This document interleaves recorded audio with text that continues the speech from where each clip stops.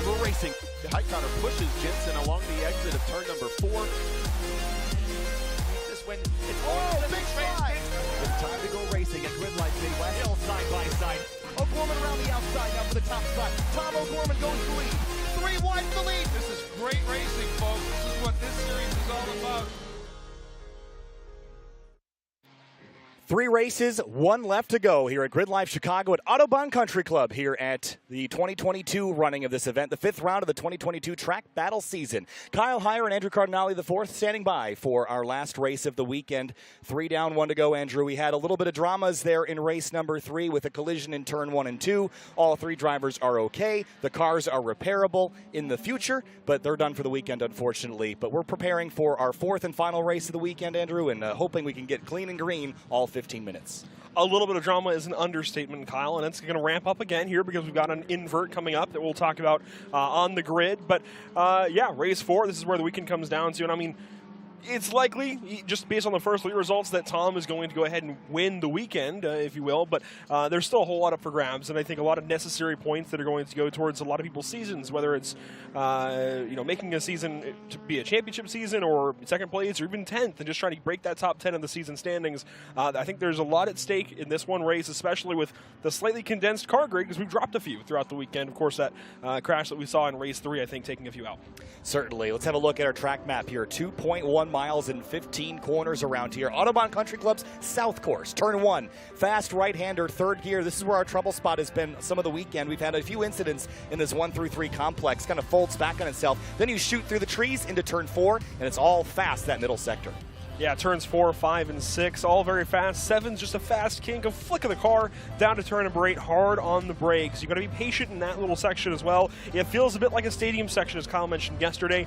Be very, very patient, getting back to the throttle out of 9. If you do so, you can hit the apex early in 10 and launch up out of that corner and get a long run on that long back straightaway, 1,850 feet in total.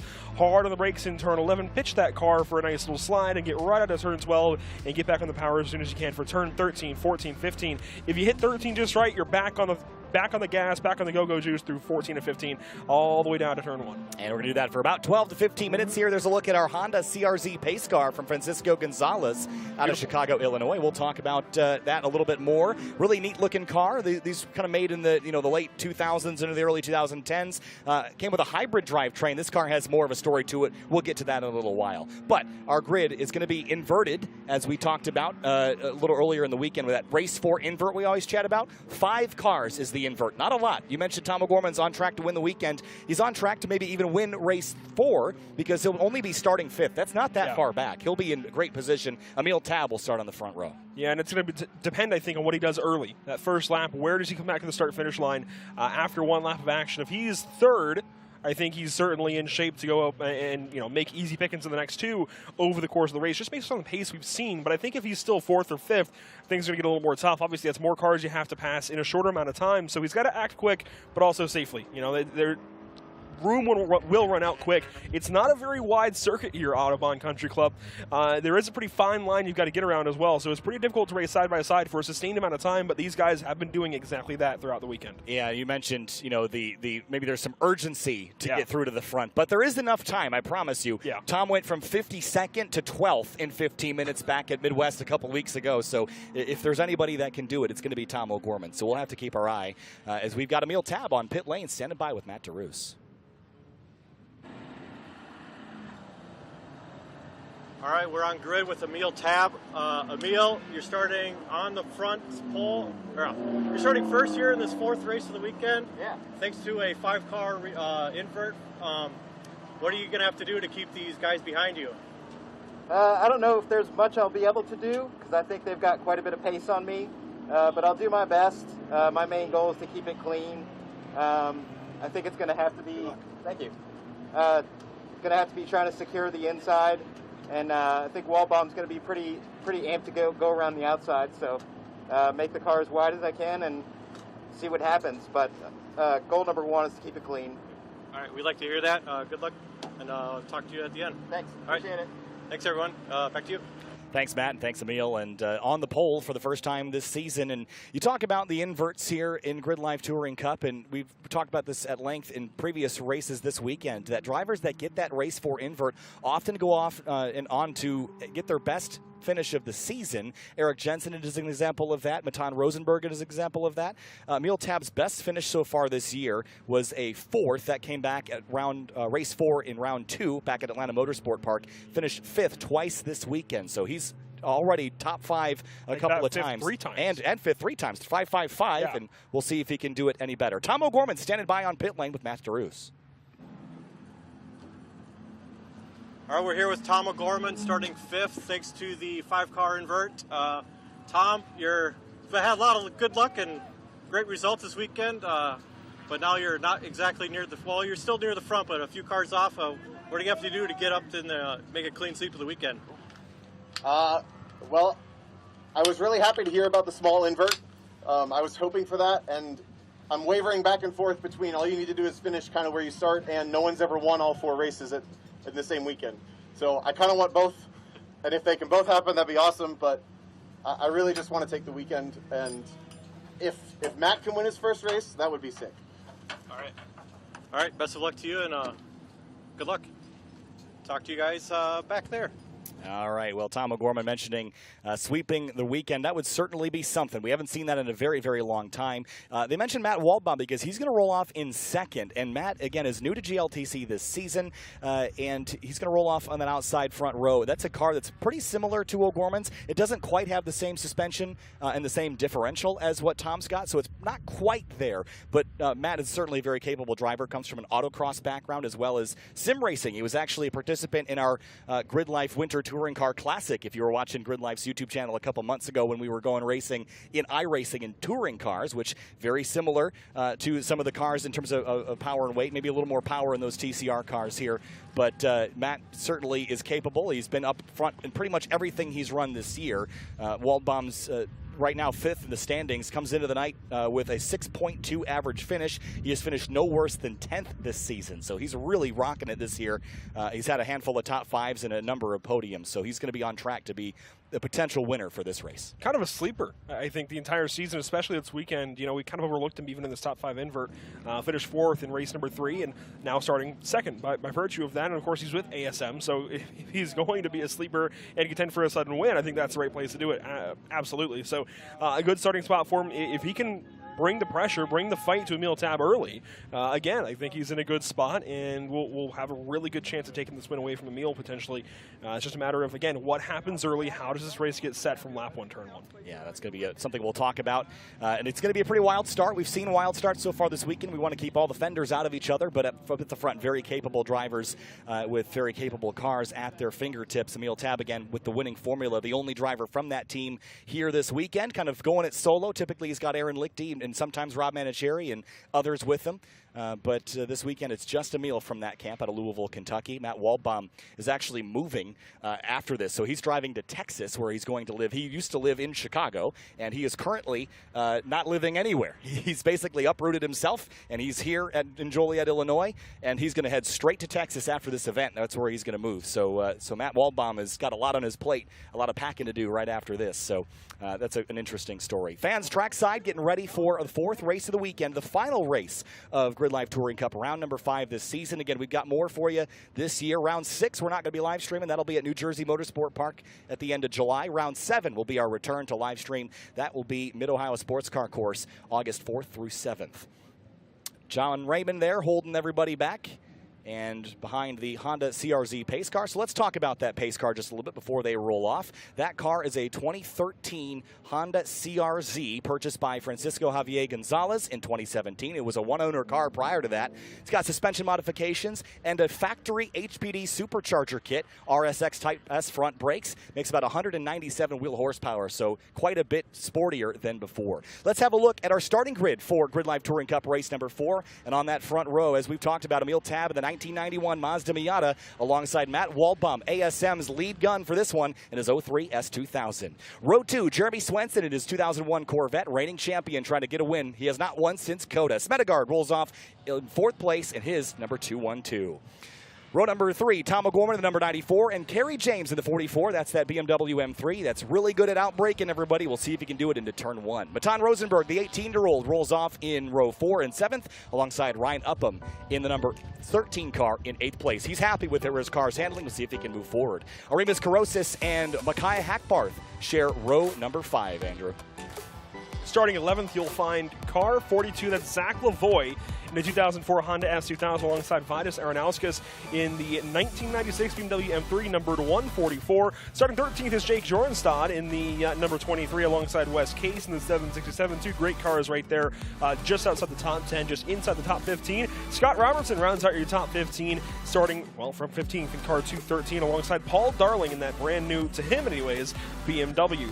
Starting 17th is Eric Jensen in the 2016 Scion FRS alongside Ronnie Solomon, putting together a pretty consistent weekend, I think.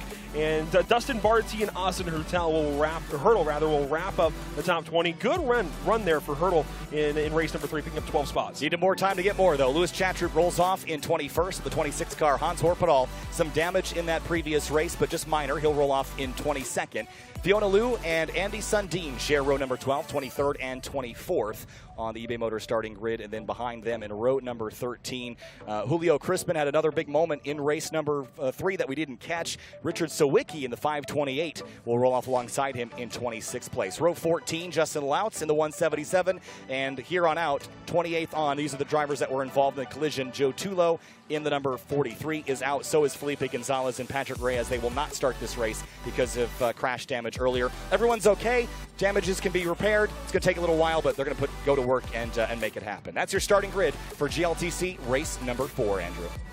Going to be honest, looking at the pace car out front, that CRZ, that could honestly be a potential candidate to be a GTLC car. Yeah, I mean, 197 wheel horsepower, you're getting in the range of what would be acceptable for the power to weight. I mean, you're in there. If you can make it light enough, yeah, that's another thing. Front-wheel drive, don't see a ton. There's only one front-wheel drive car here this weekend. That's Dustin Barty's Civic. Typically, we have a few more, but again, front-wheel drive, we want to see more of it. I think they're going to do really well at Lime Rock Park later this year. That's a classic touring car track. I think that'll be a lot of fun to watch.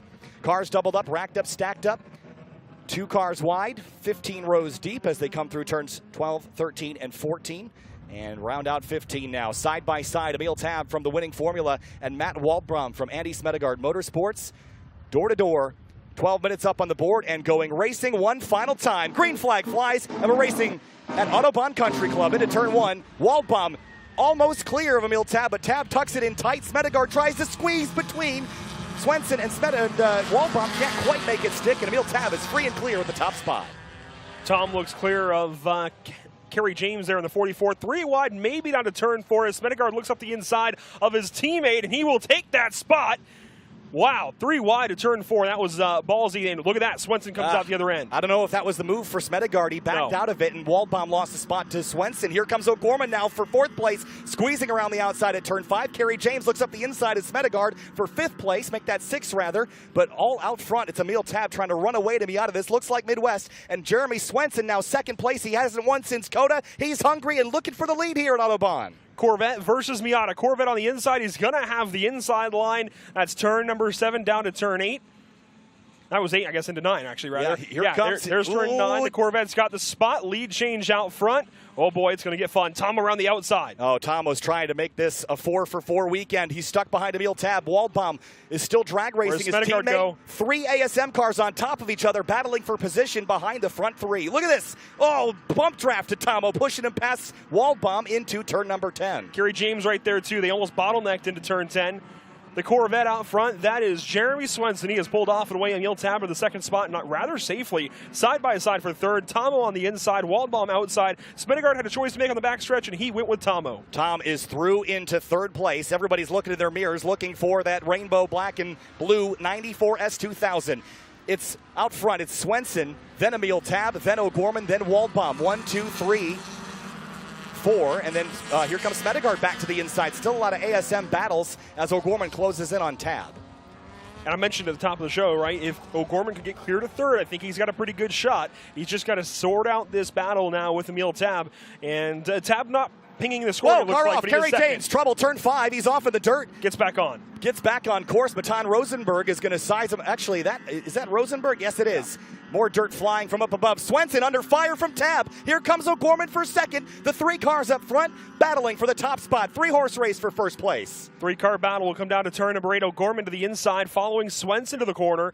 Going to try and get rid of Emil Tab, and he will do exactly that. The Miata back to third place. Smedegaard looking to the inside of car 14. And the 94 now sizing up that big old purple Corvette. The big old purple people eater. Tomo is carrying 170 pounds of ballast in that passenger seat area, trying to pass this big, heavy Corvette. 250 wheel horsepower behind the driver here in the Viking Performance purple Corvette, but O'Gorman closing in. He's got teammate Andy Smedegaard now as Tab has lost 3 spots from the pole. And here comes Walbum up the outside, grabbing 4th.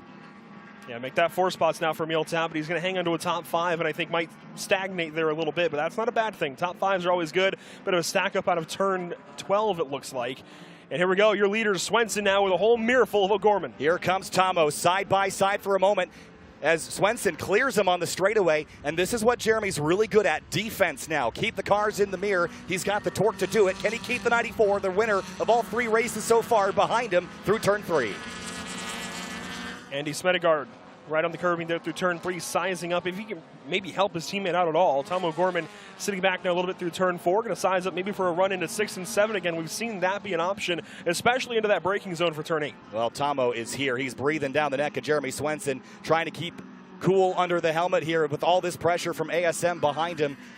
2 very different philosophies on how to go fast. Lightweight, big aero versus heavy, and not a ton of aero in comparison. Jeremy's running his wing setup, which makes him run a little extra weight than typical. He ran without it at Midwest, and that wasn't really the winning strategy there. Bit of separation now for first and second. Tom O'Gorman pulls right back up to him, though, in turn 9 just a little bit. Patience there through 9, back onto the backstretch now out of turn 10, and Tom has a bit of a run. He's going to try and maybe make something happen into 11, but he's not going to get there. No, defense for Jeremy. He stayed to driver's right, trying to keep the 94 behind him. Think back just 3 weeks ago. Where was Tom in race 4 in GLTC? Chasing a Corvette, a different one. It was Paul Curley. Then mistake it's there. Swenson now, and here comes O'Gorman out onto the curbing, trying to get overlap. He can't do it. Drops a tire in the dirt, but Swenson keeps it for now. Jeremy nearly headed that one to Tom O'Gorman. He was a bit wide there out of turn 11. Now going to have to defend down to turn 1. Tom O'Gorman pulls to the right side. And Jeremy can't do much about it. He can't make a move now. He's committed. Now he turns into turn 1. That was a little dicey. O'Gorman right behind. He's right to the rear bumper and to the inside through turn 2. Side by side through 2, now down to turn 3. Swenson's still on the inside line. He's got the better line, but here we go, 3 wide. Oh, this is dicey. To the inside. 3 abreast for the top spot. Swenson flanked on either side. He has to give it up. O'Gorman takes the top spot away, and a 3-wide pass for the lead. Beautiful teamwork. I don't think they scripted it that way, but it certainly worked out. Smedegaard through to second, and it's like nothing ever happened. Swenson back to third. That's a frustrating loss there for him on a straightaway where that car is supposed to have the leg up. Earlier this weekend, Tom was on the dyno after the race, and it made exactly what they claimed on the power sheet. But it is strong in every sense of the word, in braking and cornering and on the throttle and behind the wheel. They have a strong driver. But you know what, Kyle? With that extra weight, it looks like Smedegaard has a bit more to fight him with. And this race is not over. Still 6 minutes to go on the timer, and we could run an extra little bit after that. Smedegaard is looking a whole lot more poised than he has all weekend. Yeah, and Tom, you can see that car's a little bit more ragged with that extra weight, hanging out a little bit more on corner exit. Smedegaard has just been following in O'Gorman's shadow this weekend. He'd like to break out into the light, and he's close, within a half a car length. And if these 2 tangle, there's Swenson still in the mix there, so you can't count out the 30 car just yet. And it's not like Waldbaum is very far back. Waldbaum is there in case something happens with these 3 ahead. Those 2, they will be honest. Swenson and Waldbaum both, as Smedegaard continues to follow his teammate, follow his leader here down the front stretch. 1 more lap complete. 5 minutes and 30 seconds to go. And O'Gorman, like he has been all weekend long, is out front leading the way. It's not by as much as it has been. And again, with that extra weight, I think I'd give the upper hand in the car handling to probably Smedegaard's car at this point. But yeah, I think back to Tom's professional racing career, back when he was racing in the Pirelli World Challenge Series. He was racing a Honda Civic and was carrying 300 extra pounds of weight, and it didn't matter. He still won at Watkins Glen a couple years ago. So he's just got this figured out. He's got the maximum rewards weight possible this weekend after winning all 3 races prior. But Smedegard, Swenson, Waldbaum, Tab, and here's this battle again. Tab and James fighting for 5th as they have all weekend long. Yeah, we may have secondary and tertiary battles in this top 6. Swenson's been closed in on by Waldbaum, and James is closing in on Tab. So we could have some pretty good battles here between all 6 of the front cars. And you can see Kevin James getting much closer to that Miata of Emil Tab. You see Matan Rosenberg on his own in 7th, where he wants to be, I think. And Hackbarth, Upham, Garosas rounding out the rest of your top 10 as the rest of the field comes on by. Woo. Company there for the 34 car. Yeah, Hurdle chucked it around the outside of Scott Robertson. We should also mention Matt Waldbaum just ran a half a second faster than O'Gorman. Fastest lap of the race for the number 90, but he's a little far back at this point to do much about it. He's also got to deal with Swenson, who's not going to give up another one. Remember, Jeremy's average finish 2 point something at this point in the year. 2.4, I think. Yeah, and it continues to be around there. Second, third is what he's been doing since Coda in February. Yep. As soon as it boosts, it might lower. As soon as it lowers, it might boost. So he's just sitting second, third consistently, but he does have trouble. Again, Matt Waldbaum is on him, I think closer even than Smedegard is now to O'Gorman. So watch that battle for third, Kyle. As this race wraps up, we might have something there between Swenson and Waldbaum. And again, between Tab and James. As they come around turn 3, you can see how close everybody is. They're into their own little tandems almost around the Autobahn Country Club. Yeah, and again, we've had some fizzles, but in the background, I see Scott Robertson, the red Miata, in turn 2 right now. He's in a fierce battle. So is Jensen trying to catch Remus Carosis. Here's Emil Tab and Kerry James nose to tail.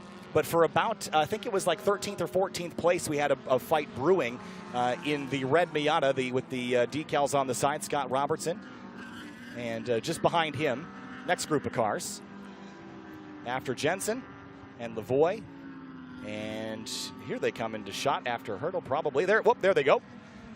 I will say I'm glad that Jensen is bringing this weekend back. You know, he was pretty dejected last night when we talked to him, but he's in 11th spot right now, fighting for 10th actually if he can get to Carosis, and he is there. It has not been Jensen's weekend. It all started with a rainy qualifying, and Jensen self-proclaimed that he's not very good at racing in the rain or qualifying in the rain. Had a long day yesterday, but is now climbing forward towards the top 10. Micaiah Hackbarth feeling pressure from Ryan Upham in 8th place rather for Hackbarth in that green Porsche Cayman.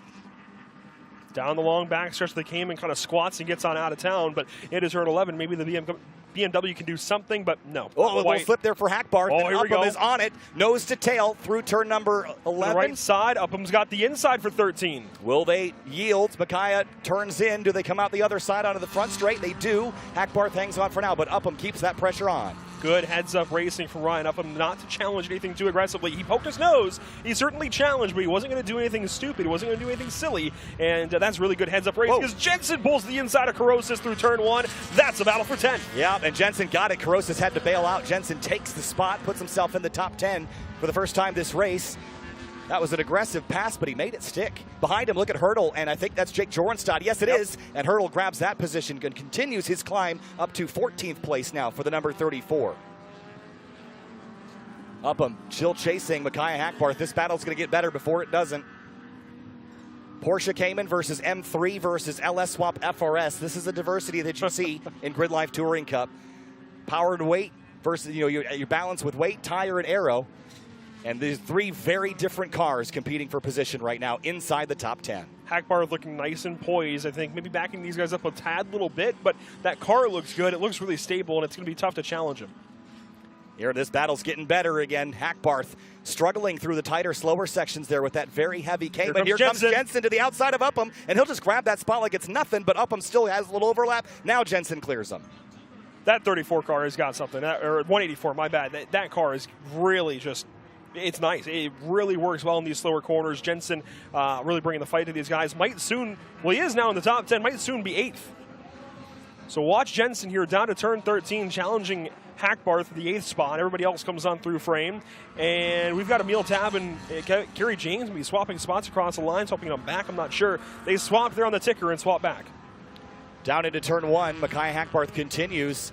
Eric Jensen closing in. The reason why that 184 is so good in a straight line, it's a LS Swap V8 with a dog box sequential, or not, it's a dog box H-pattern transmission like you'd find in a stock car. So it just pops into gear, and you can almost flat shift it. It's a really solid gearbox. O'Gorman and Smedegard continue to lead the way. 20 seconds left. We should be coming to the white flag next time by is what we're expecting here. Down into the braking zone, but Smedegard is closing in on O'Gorman. Is Tomo fading at this point in the race? Is that extra weight costing him tire temperature? And to the passenger side, right? So it's going to hurt him a little bit in the left-handers and help him maybe be a little more balanced into the right-handers. And right now, oh man, he was a little bit sketchy there out of turn 10, but still looks good down the backstretch. Maybe Andy can do something on this last lap. I don't know, though. He's not really close. He's close enough to make it interesting, but unless Tomo makes a slip-up, which he hasn't done yet this weekend, it's going to be very difficult. Swenson still hangs on to third. They're going to sweep through the 12 and into 13, 14, 15.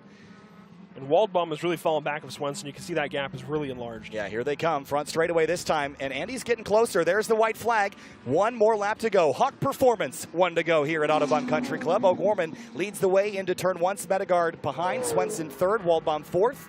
Those front two getting very dicey. If O'Gorman slips at all, Smedegaard will be there to catch it. Kerry James and Emil Tab. Swap spots again, maybe. They've been doing that back and forth a whole bunch. This time, Kerry James has cleared them by 3 or 4 car lengths. Rosenberg still 7th, then it's Hackbarth. Jensen up and battling the line. Jensen's got that spot now over Hackbarth.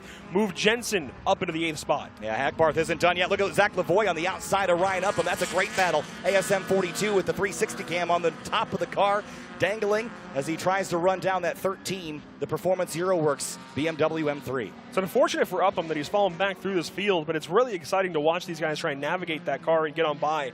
Very, very exciting battles through the right around that midfield region from 8th down to about 13th spot. Upham holds off on defense for now shifts back to offense through the backside of the racetrack. Arimas Korosis, the next one on the chopping block. That's for a top 10 spot. If he can grab it, that would be another point to add to the season as Hackbarth loses ground to Eric Jensen in the LSFRS from G-Speed.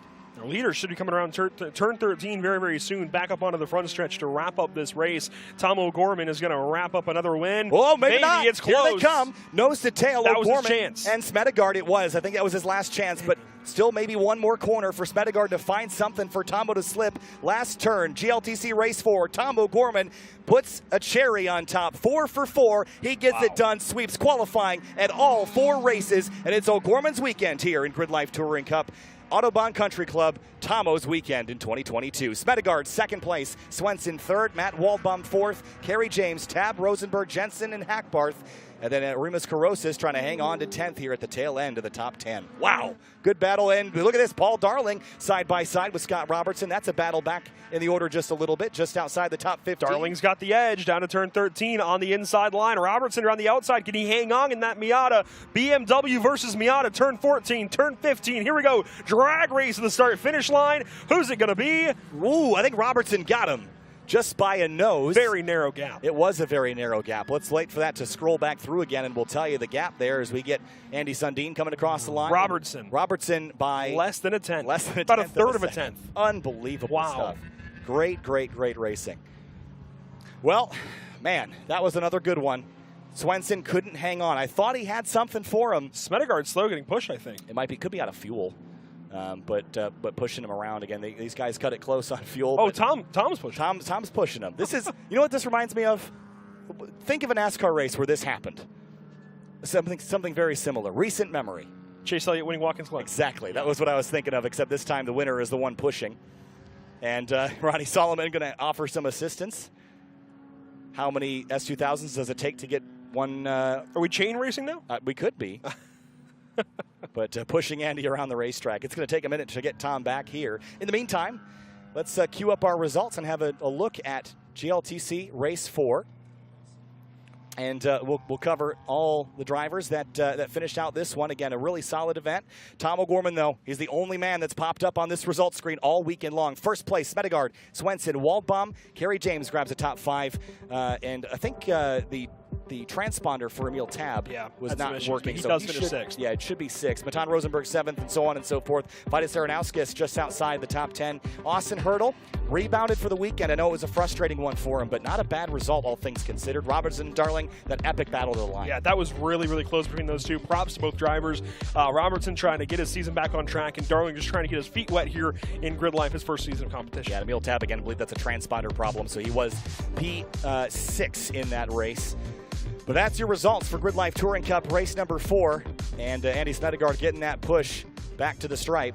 And again, this team has radios in their car, so they all know what's up. But What a weekend. GLTC is complete, and we'll wait for Matt DeRoos to get a hold of a couple drivers and chat with them in a moment. But, Andrew, solid racing, and all clean and green race 4, which I like.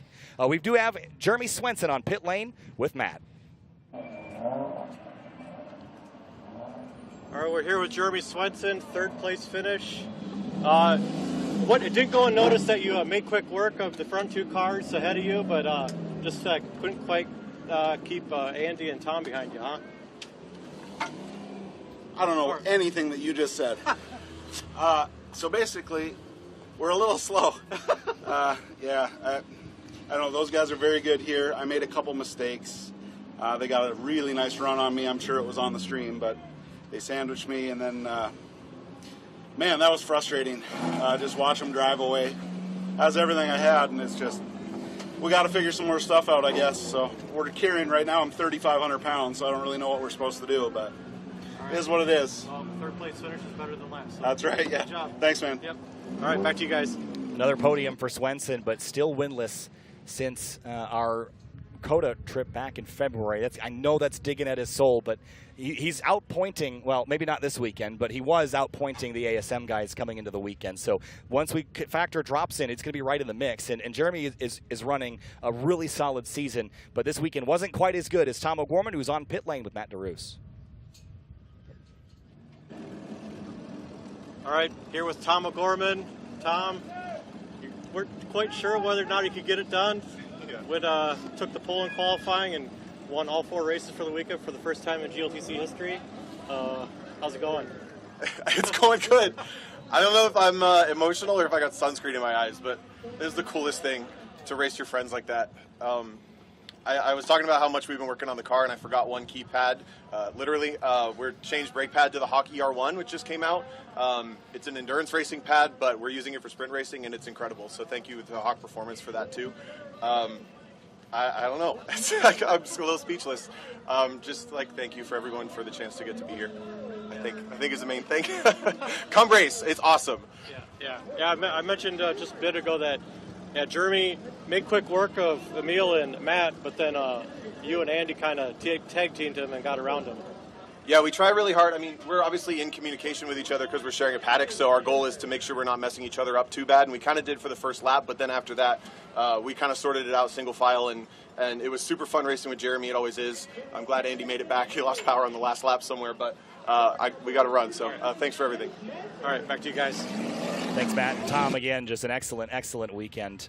But that's going to do it for the GRIDLIFE Touring Cup coverage for this weekend. We've got more, though. Time Attack Group A is just getting on track. We'll take a very quick break.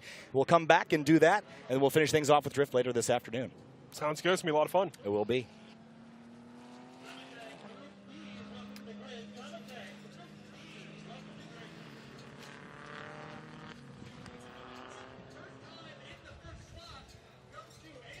GRIDLIFE Chicago coverage is brought to you by Momo, made in Italy since 1964. And by FCP Euro. Every part you buy is guaranteed for life. And by eBay Motors. Let's ride. And by Falcon Tires. The Falcon Azina's RT660 is the official tire of Club TR.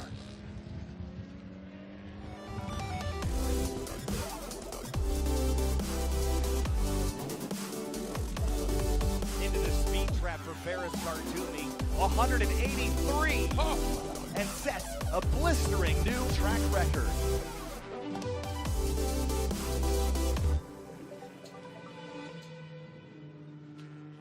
Track records falling at Autobahn Country Club like the raindrops from yesterday. A beautiful day for action here in Track Battle Round 5 in GRIDLIFE in 2022. GRIDLIFE Chicago at Autobahn Country Club. I'm Kyle Heyer, joined by Andrew Cardinale IV for what will be the tail end of our broadcast this afternoon. We've got Time Attack followed by Drift, but Time Attack Group A on track. Earlier today, we saw records fall, drop like flies. I'm sure we're going to see some more drop in this final session for Time Attack.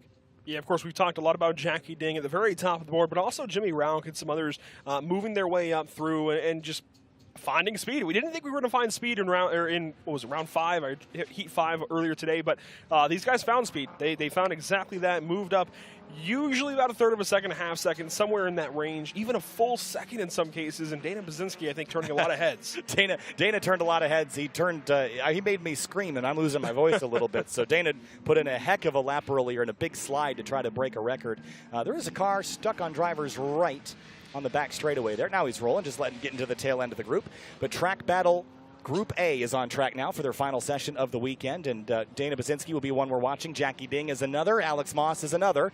This will be very busy the first couple of laps. I see Alex Moss on track at the green S2K. The ASM Super K is the one hunting for time right now. And Grant Davidson is also on track. He was the one that is trying to beat Dana Baczynski in Falcon Club TR. So we'll keep an eye on the 109 and the 74 once we watch Alex Moss, who's chasing that street modified record. Currently leading street mod is Jackie Ding, a 126.372. That's what Moss needs to beat to be on the podium here. Moss's best time, a 128.588 last time out. Westergaard picked up a lot of time, too, earlier today. I don't know that he's going to get it quite to Alex Moss, and certainly not Jackie Ding, but we're going to see, I think, a few other guys pick up a little bit of time. We saw some guys fall back even in Heat 5 earlier today, so we'll see. Obviously, it's tough to tell things until they get their first, second laps in, but Moss, Santos, Feingold, Westergaard, Rauch, I think, the 5 to watch are the first 5 on the racetrack. Yeah, Moss a little bit wide there at the exit of 11 and kind of washed out to the entry at 12. Right behind him, the 54 car getting after it. Jamie Santos in Street Modified had a big moment. Moss is going to head for pit lane. Never mind.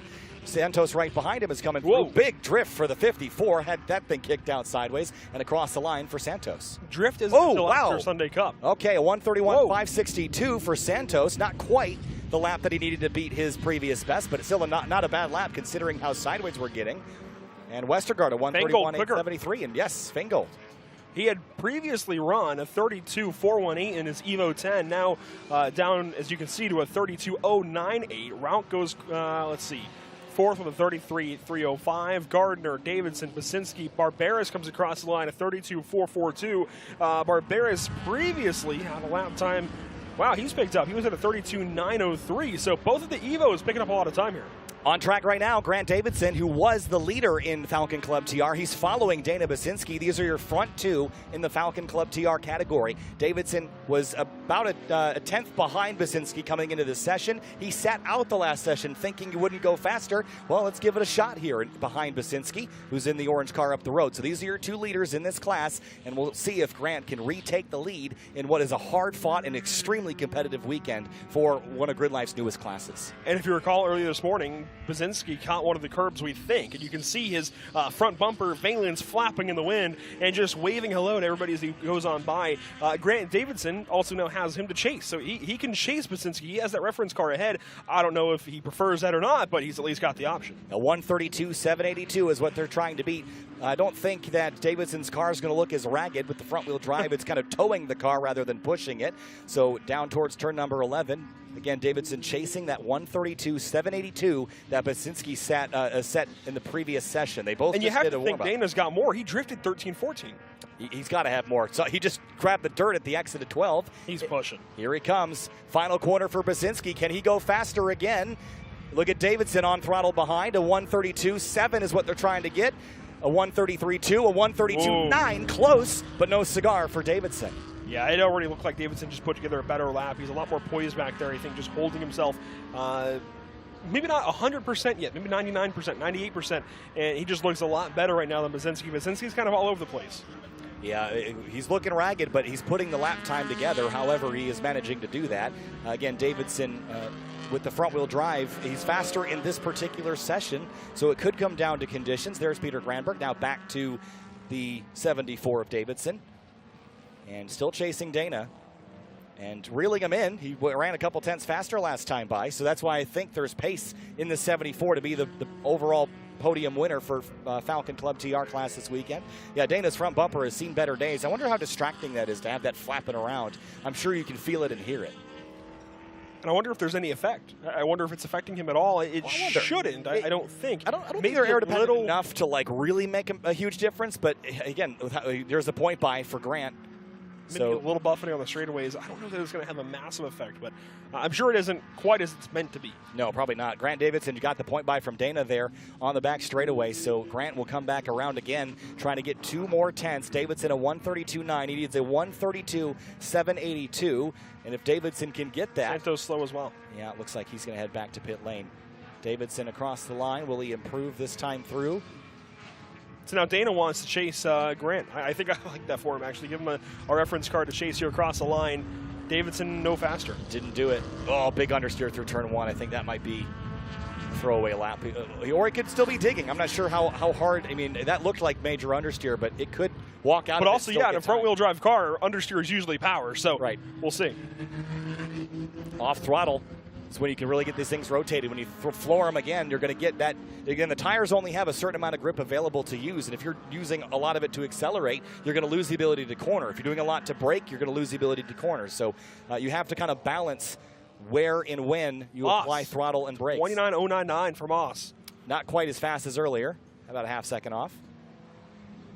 So he pulled off lap 1. I think just had something to sort out and goes back on the racetrack, puts down a 129.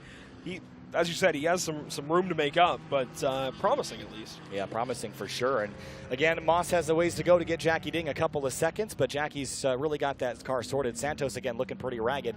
Here again, I think this is this the 63 or this is Barberis, I want to say. Luca Barberis, I believe. Yeah, you're right.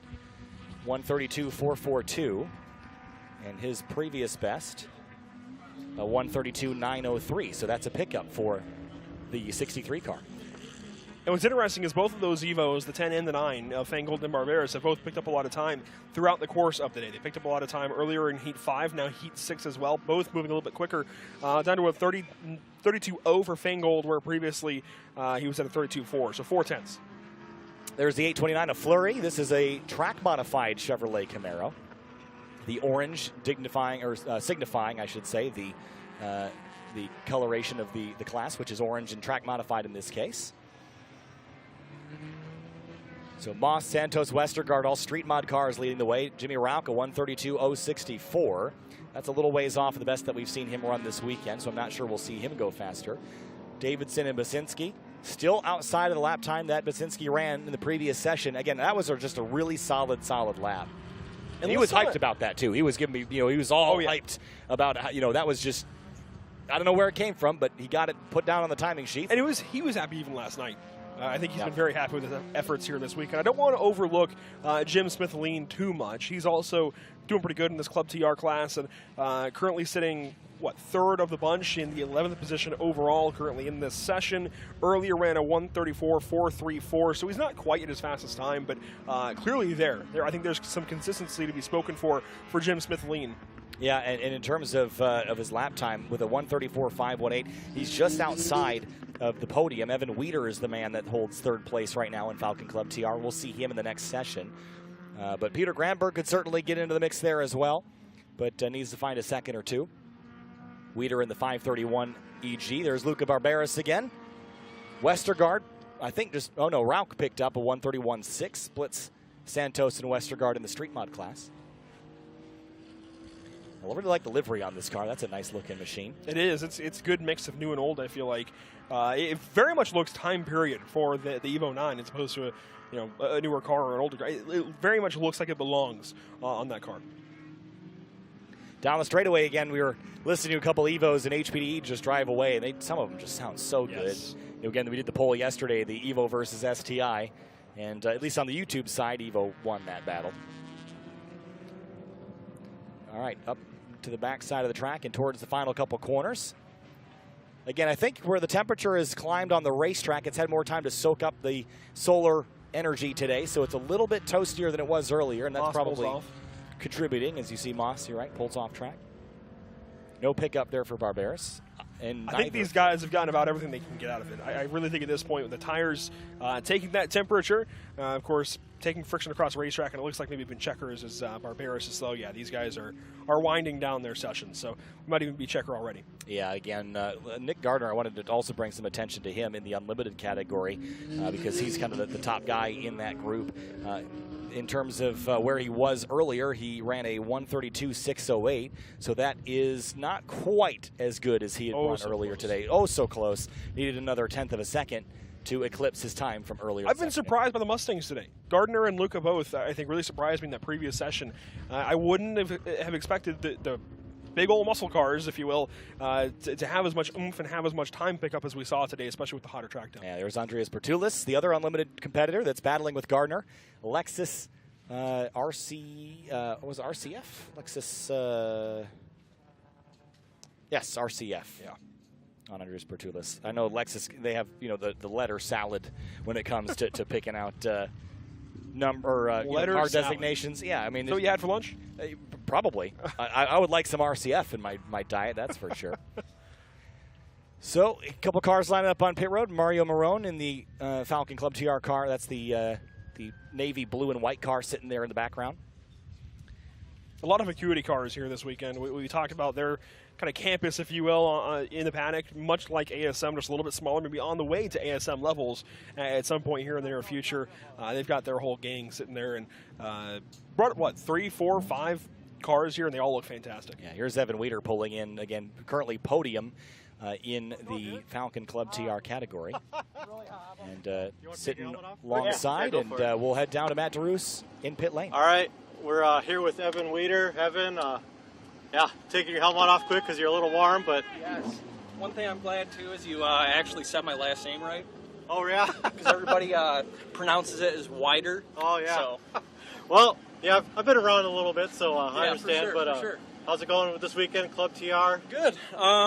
I'm so glad I did this this practice event that ASM put on Friday, because this is my first time here, so trying to get used to the track, and set like a 34.2 on Friday.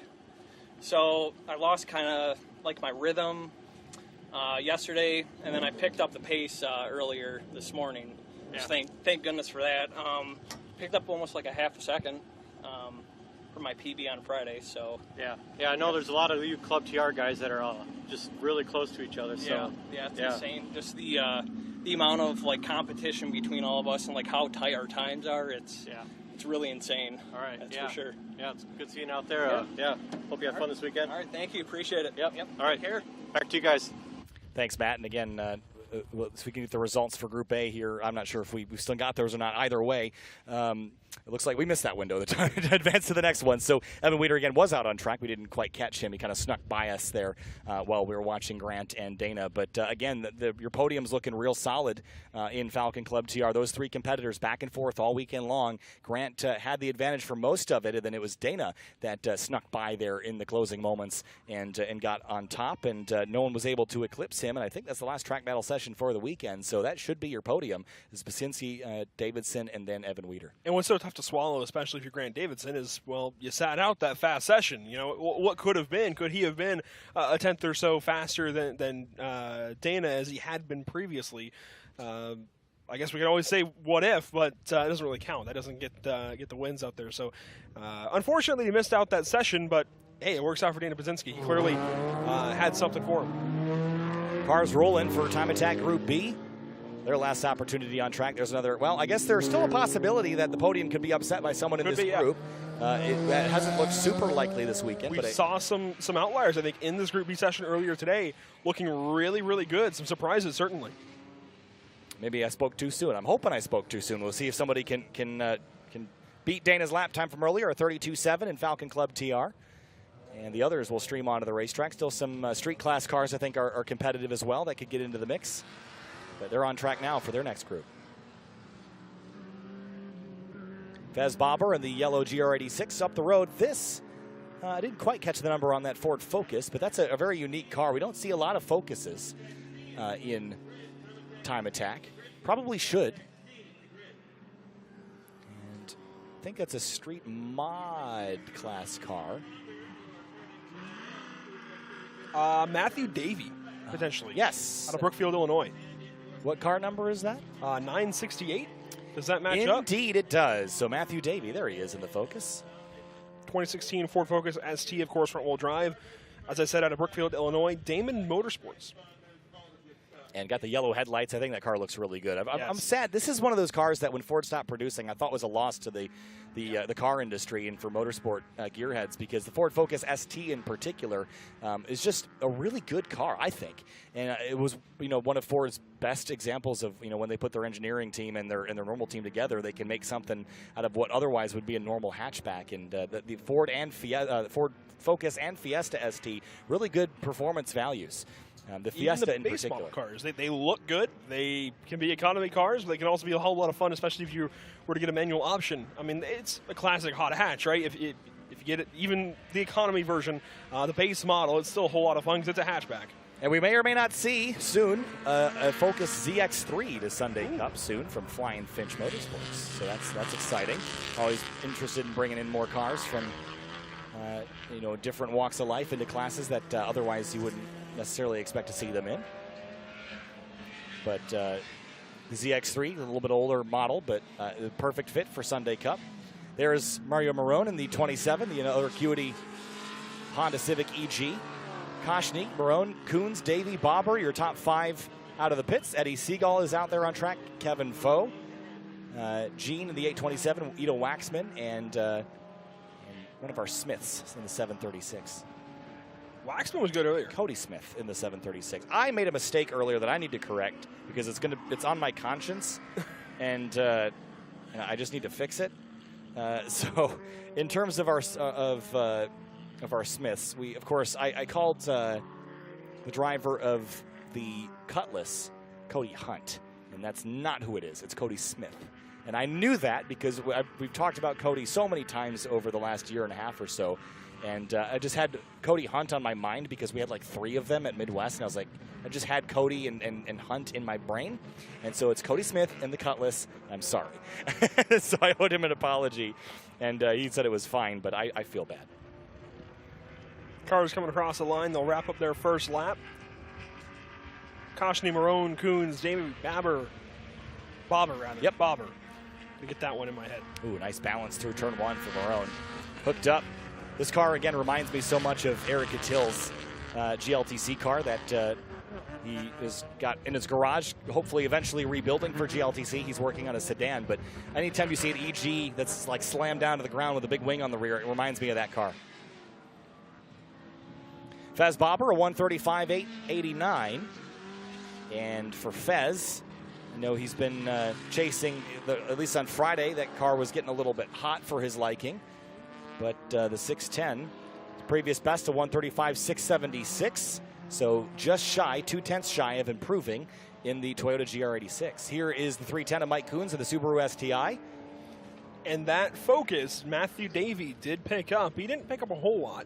Went from a 35.5 to a 35.4, but still, time is time. Yeah, Mike Coons has not gone faster yet in his STI, about a second off of his best this weekend, but hoping that he can get a few more minutes and a few more laps at it. I'm getting the sense that the track temperature has come up enough that we're probably not going to see records broken. We might see some shuffling within a podium, but I don't think we're going to see anybody surprisingly go 3 seconds faster in this particular round. No, not after Dana Baczynski pushed that record so far down. We were talking yesterday about how much time they had picked up from last year to this year, and I really think they've about squeezed everything they can out of it for this year, at least. Maybe they make more strides next year, but they've really picked up a lot of time already. Koshny, a 133.102. That picks up a lot of time from last lap. Marone down to a 34.6. Yeah, Davey's still at a 35.4. Marone, that's up about, that's a half a second pickup for Marone, a 134.6 over his 135.2 from earlier in the weekend. And smoke ahead. I think that might have been that Corvette. Or Camaro. Dropping a tire, kicking some dust up in the air. With all the moisture we've seen, I'm surprised it's so dusty. We've seen a lot of dust kicking up, but it dries out fast here with the sun beating down. Really nowhere to hide on track. There's not a lot of trees in the center of the track or near the road. The walls, plenty of runoff area, but it leads to the surface kind of drying out pretty quickly when it gets sunny. There's Fez Bobber in the Banana Man GR86, and yes, he does have a banana suit costume that he wears often. And here he comes. You know what was interesting about this car when I saw it for the first time with the wrap on it, how high the wing is relative to the roof line of the car. Now, this is a really interesting aero experiment, because if you follow airflow off the back of a coupe like this, I'm sure there's lots of studies in CFD that you could do to find out exactly how high you should place that wing for optimal efficiency. This is probably higher than I've ever seen a wing on a GR86 that is in at least a time attack class and not just going for hot boy points. Yeah, usually you have a bit of airflow coming down off the roof, following the backside of the car a little bit. You also get that negative pocket there, so you have to figure out exactly where it needs to go. That does look like it's just straight up in the air, picking up clean air potentially, but you could also get some of the vortices come off the windshield that just kind of sit around. Yeah, it's it's tough just to say. Following, what you want to, ideally the manufacturer designs the car so that, the airflow stays attached to the car, and you don't want to have separation above the roof. You want to keep it as aerodynamic and keep the drag as low as possible. But there is a low pressure zone behind that rear windshield area, and getting that wing up might allow that, again, you're getting the wing out of the airstream of the car, so maybe it's a cleaner airstream. But again, they have to look at it in CFD to really know for sure. I'm sure Fez is, again, with his background with Toyota, I'm sure he's got access to resources that would help him figure out where ideally is best. I know some people just throw it on and they, adjust it on the angle and just kind of hope for the best. But when you get into determining how high it should sit, and not just kind of planking on whatever will fit, that's getting serious. Kashi in the 525, picking up 1.4 seconds from his previous fastest time on the weekend. That is a lot, especially for a Camaro in these hot temps. But you know what? It goes right with what I was talking about with the Mustangs. I was very surprised with those Mustangs in Group A picking up as much time as they did. Luca, for example. Equally surprised, but happily surprised to see Koshny picking up this much time down to a low 33. Could be at a 32. Kind of interesting. These muscle cars are finding a lot of speed in these hotter temps, although he does not look like he's at full song. I'm a big fan of lightweight cars, but when you look at the Camaro, you have to just look at the amount of performance that's on the table. And we just watched Tom O'Gorman win in an S2000. He told me that he actually used to own a V8 Camaro with the automatic transmission previously. And it was a great car, he told me. Balance-wise, dynamics-wise, they're fantastic cars. And in terms of performance value, the Camaro has always been and will probably continue to, well, I should say probably continue to be, because they're discontinuing it for 2023 onward is what I understand. A performance value, it'll come back at some point, maybe as an EV, but again, the ground-pounding, thunderous V8 that's been under the hoods of these things for a while, especially in the 1LE form, they really are incredibly cool cars.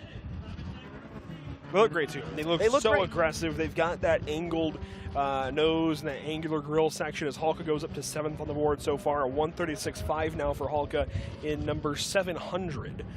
Where is that? Did he improve, actually? Halka, I thought, was in the number 7. He was in the number 7 earlier in a WRX, so he must have switched cars. Who are we talking about? Sorry, I'm phased out. Halka is like 4 seconds off of his previous time, and you would know more than I do. But Josh Halka, no, he's like 5 seconds off. He was in a WRX earlier.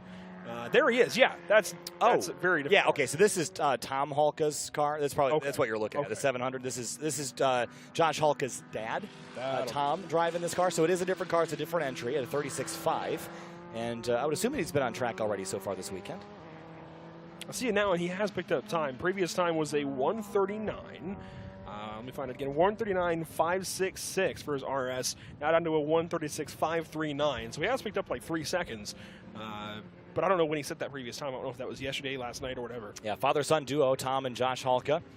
Josh Halka had something go amiss today after he broke the record again. He went off into turn 1 and speared off straight, spun the car out, and is not going to make it back on track for the end of the day here. Kevin Vo picked up a 136.493. I'm not sure if that's any better than he's been running. Not quite. It's about 0.4 off his best, a 136.097.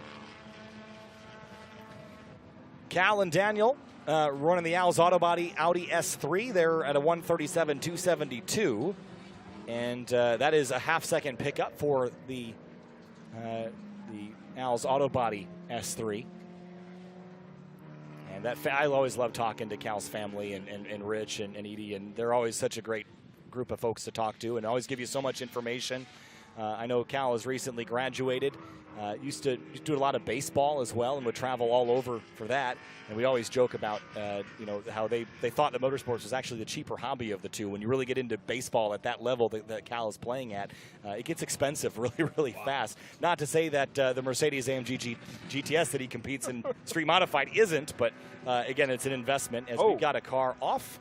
That is an RX-7. Andre Wenzel. Yes, and he's 10th on the board, a 137-163, and that's going to be a red flag for smoke in the cabin. I would expect a red flag here shortly. Glad he got out with haste. That's definitely not what you want to see. Yep, so corner stations should be displaying the red if they need to get fire out there, and Wenzel at a 137 in 10th.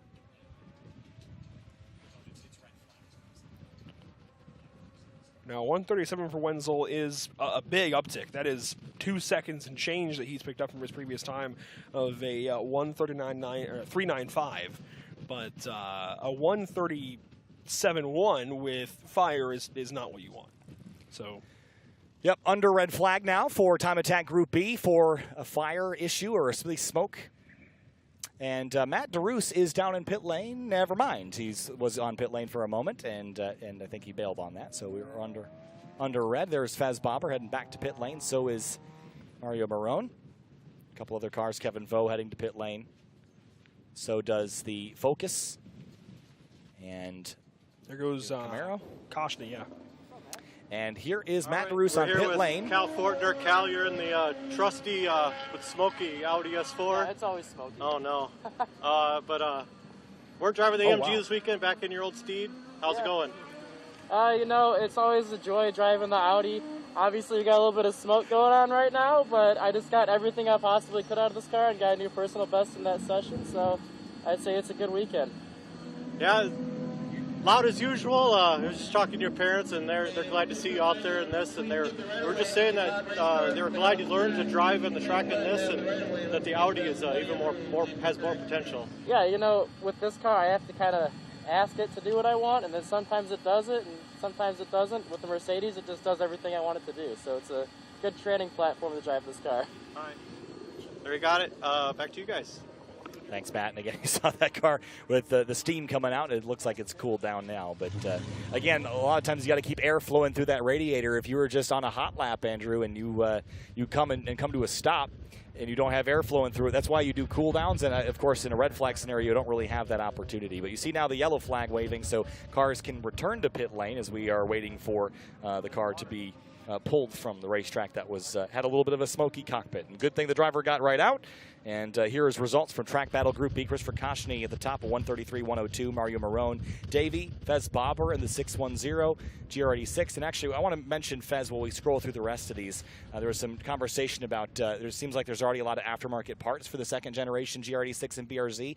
That's mostly because the first generation cars, the GT86, the FRS BRZ, all those parts like suspension brakes, they essentially bolt right up. I know suspension and brakes are a direct fit from the old car to the new. It's 98% the same car. So even a lot of engine mods, oil coolers, Fez is actually running his old oil cooler from his previous yellow Scion FRS. So that's something to keep in mind is you've got this 10-year-long aftermarket support for a brand new car already. So that's worth its weight in gold when you're trying to build a new time attack car. Yeah, I mentioned earlier fixing something that isn't broken, and usually you don't want to do that, but it seems like they've done that in all the right ways. They've addressed some of the smaller issues with the car, and they've kept things compatible. So even though it looks wildly different, honestly, it still has some of those same design characteristics, but it still looks like a brand new car. It seems like that stuff is all going to carry over. You won't be able to bolt on a new windshield or a new roof. They're all the same, or all the body parts are different, but underneath, the chassis underneath is very, very similar.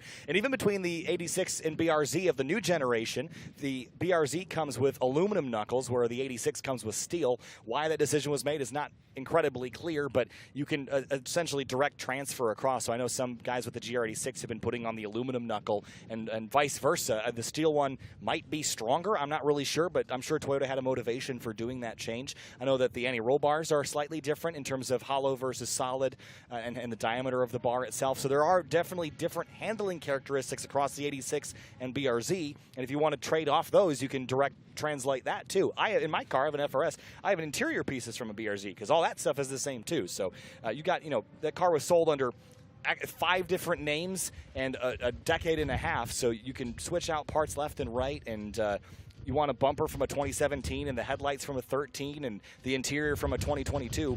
Like, a lot of this stuff is direct fit. You can, and it's like Franken cars. You can build what you want. Mix and match, grab bag. Yeah. It's like Legos at that point. I mean, not quite, at least not with the motors. The real Legos in motorsports are the Hondas, and I am pretty jealous of people that can take apart a motor in their garage and do that effectively. That's trickier with a boxer engine. I do want to say, there's the whole conversation in the YouTube chat currently about apex seals and such with that RX-7 having issues. I asked you yesterday, and you had, I think, our producer in your ear, Cool Ranch or nacho cheese? I need to know. I'm definitely a Cool Ranch man. Okay, okay. I like nacho cheese. I'm not going to respect it. I'm not going to turn down either. I'm going to be totally honest with you. But the real winner is the sweet chili ones. Oh, spicy sweet chili. Yeah, the purple bag. Yeah. Oh. Those are pretty good, yeah. Yeah, that's my jam. If I have the option of Cool Ranch nacho cheese or the sweet spicy chili, I'm going to the sweet spicy chili. How about Mothman on pit lane? And a big shout out to Moth Matt. That's what we call him. And Moth's muscles. And his muscles for holding up this roaming camera all day long, both days. I'm sure he's real sore and tired and needs to ice that shoulder at this point. He's been crushing it. So has the rest of the production team. Yeah, so if you know a masseuse in the area of Joliet, Illinois, he needs one.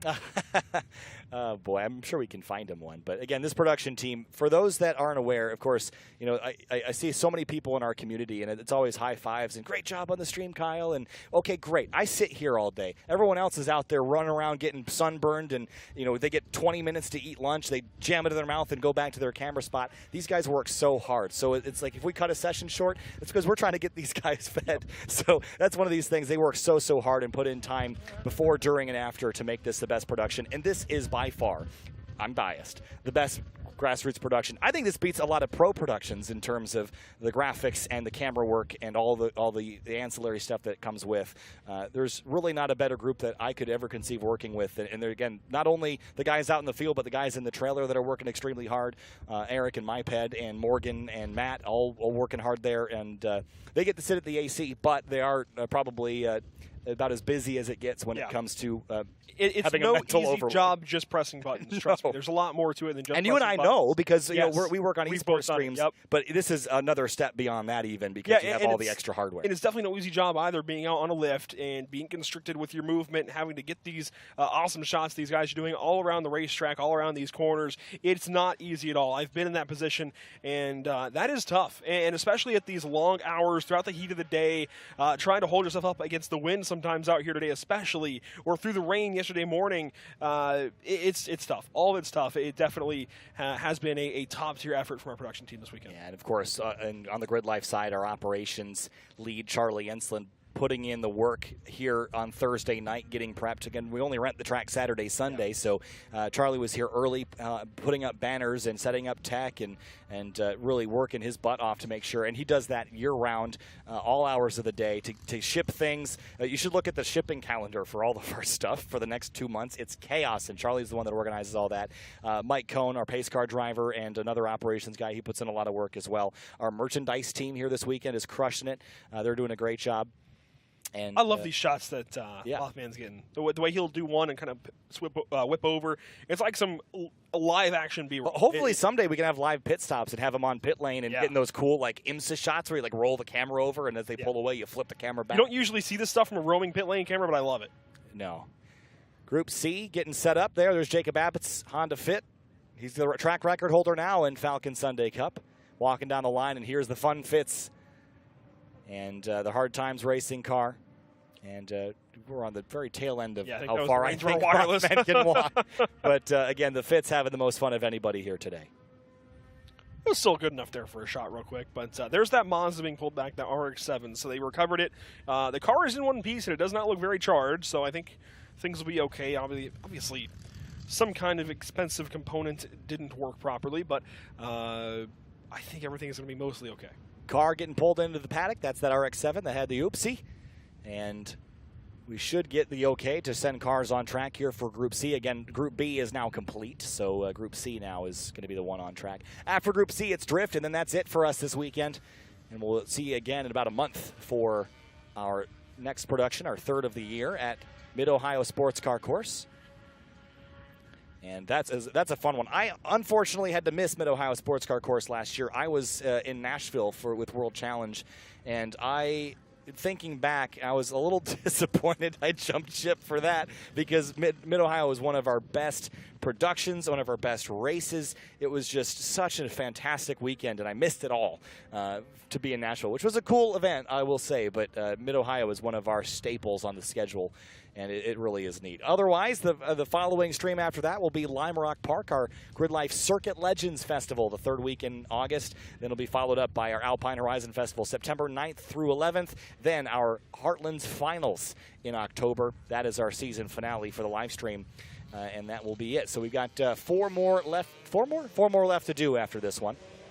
Cars released for Group C, Time Attack underway, and the Fitz back out on track for one more time. Peter Zhang, by the way, that's that orange FRS that you saw on the right-hand side of the screen, very similar to what I've got. He's got a 15 FRS. He was really excited earlier. He had a big moment off of turn 3, had a spin, and just missed the wall by inches. We're going to trade. That's, of course, where the walls tighten up. So, yeah. I mean, you're really running out of room there to spin and have an issue. So, to miss those walls is definitely good. Yeah, we're also going to trade trunks because he's got the OEM spoiler, and I want it. So I think we're going to trade trunks after this event. But Group C on track, Sunday Cup following. A lot of fun cars headed onto the racetrack, but in a slower field, if you will, out of Time Attack, track battle, but still a lot of very fun cars headed out there. To answer your question of what am I coming to, I am coming to Mid-Ohio this year. Yeah, I'll be at everything else for the rest of the year for GRIDLIFE, not missing a single one from here. Okay, that's not true. I am missing NJMP. I was going to say. But it's for another GRIDLIFE commitment. It's not for anybody else. So I'll be in Las Vegas for that one, but Lime Rock or Mid-Ohio on, I'll be at everything for the rest of the year. There's Peter Zhang in the FRS, and then this beautiful orange number 20. I love that color. That's the orange you need on your car. It's like candy orange. It's just got some deep liquid quality to it. It's such a deep color. That's what you need on your car, definitely. You can see the difference there in between the two oranges, and that Miata it's a better orange. So good. I like the hot lava on the old FRS, but man, there is something about that shiny candy apple kind of flavor, but it's a little more towards the orange side. Almost. Yeah, caramel is describe that. But. And it's an NC, and I was talking last night. Prefers the NC to the ND, the NB. So he's got an ND, and he said he really, really prefers the NC. I'm personally affectionate of it just because it looks cooler, in my opinion. The ND, of course, looks a lot more aggressive, has the updated package around it and everything, but I really like the look of the NC for some reason. Yeah, I mean, different strokes for different folks. We were talking about it yesterday. I think for most people, the NC kind of like me liking a catfish Camaro. Yeah. Well, I think the NC for most people is probably the least loved generation of that car. But I mean, they're all really great, right? I think with the ND, the car lost some weight. It's now 2,200 pounds, which is incredibly light. Yeah. That car I think was 24, 25 something. So not heavy by any stretch. But when you compare it across the Miatas, it's definitely the odd one out in some ways. I don't think they look bad. I think especially in wheel-to-wheel form when they're real low and they got valences. They're very, very, very pretty. Hollingsworth first onto the racetrack, Hennigan second, and you can see the rest of the order as they pinged across the line. Of course, that's going to change, I'm sure, as we'll have a few point buys and a few passes this first lap out. But we should get our first few times coming in. I want to mention Becky Burton. Yep. I saw her as I was walking over to get lunch from the cafe here at Autobahn. That Mazda looks good. I hadn't seen it yet. It just always escaped me when I was walking around the paddock, but that Mazda does look good. We don't see much other than Honda Fits in Sunday Cup, but to see that Mazda 2 out here and Streeter's Mini Cooper, very cool changes of pace, and hopefully we see more entries that are not Honda Fits into Sunday Cup very, very soon. Yeah, we've seen a couple Mini Coopers so far this season, and can't remember the guy's last name. We had a Frank run with us at Atlanta Motorsport Park. Frank Schwartz is who it was. He ran with us a couple times, and again, Mini Cooper slot pretty much right into the category. Scott Hollingsworth does a 137. But again, Sunday Cup, a really great category for cars that you otherwise wouldn't think are race cars. What do we got? Oh, boy. I think, if I'm not mistaken, I think that's one of Chris's children. I think, is that Eames or is that Jack? I can't tell. It's Space Manning across the screen. But it's one of our I mean, the drone is high up there, children. but I don't think it's that high up there. I think that's Eames going across this. It is Eames going across the screen there. Sparkly's in the sky there, too. Going for a ride. I can't not chuckle at that. I mean, you should have seen Alpine a couple of years ago. They were firing those things up faster than you could believe. Oh, my God. They had sharks coming across the screen and laser beams and all sorts of crazy stuff. We have fun. Time's back on screen. Hollingsworth, Muhammad, Hennigan, Dvortson. And in terms of Falcon Club or Falcon Sunday Cup, look at Abbott, a 147.7. Up where he left off. Yeah, not far off. Needs a 46.8, though, to go faster. Vocal coming across the line here in just one moment. Team NRB as well. I like what they're doing with that car, like their speed they showed earlier today, so we'll see if that continues. Whoop.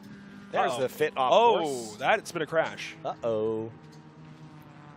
And pulling away, is that Mr. Abbott? I hope it's not. Could that be a stoppage here? Maybe with the tire bundles out. Black flag, yep. Oh, man. Dang it. We were so close. I hope he's that's been not in the wall hard. I wonder if we can get a number on the side of that car. Ooh, I can't quite Something see. 25. I think that's Vocal. Oh, is it vocally? Oh, it. No, 825. Oh, no, it is That is Abbott. Abbott. Oh. Wow. Oh, that is a heartbreaker. And you know what's really tough is a lot of these guys drive their cars to the racetrack. Yeah. Oh, boy. I feel so bad for Jake. Again, this is just pushing for everything he can get. He's the fastest this weekend. He's still going to get the trophy, but that's a frustrating way to end. Well. Yeah, a trophy when the car is banged up like that and you might have to rely on that to get home is not enough consolation, unfortunately. No. Oh, boy. Well, Jacob Abbott in the fence there and driving it back, but, it's missing some parts and pieces. He at least doesn't have to go super far. Only Muskegon, Michigan, but that's still not an easy haul when your car looks like that. I don't know if he drove that car here, if he's got a trailer. He might. He might. I hope it's trailered. I really hope it's trailered. I hope so too. Well, either way, the GRIDLIFE community will help him out. They always do. And man, again, you see the left front tire. That's been a pretty heavy impact there for sure. But I think the left front is the good one. The right front's bent. That looks like front still looks off kilter. I think. I think he's having to turn it that far to keep it straight. Well, I think camber-wise it looks a little off. Yeah. But you might be right about that. But either way, that's an unfortunate way to end for Jacob Abbott this week. He's been in the wall. That was a hard impact.